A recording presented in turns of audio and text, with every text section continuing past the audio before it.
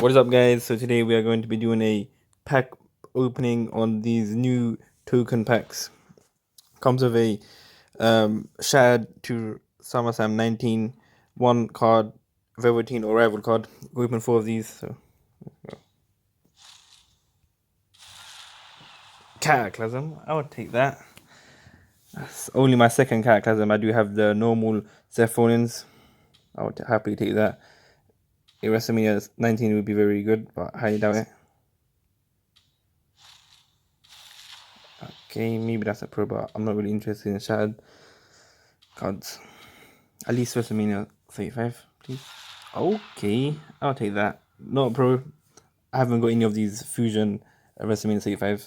The highest they gave me was only a Shad for that. I think this is the last pack. Hopefully we can get ahead. Someone's have 19, highly doubt it. Probably a Shad. Great. Alright. Let's check on the pros I can get.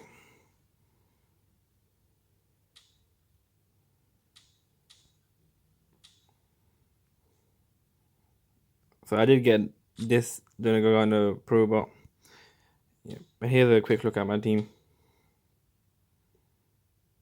at the moment. Alright guys, that's gonna wrap up. Peace out.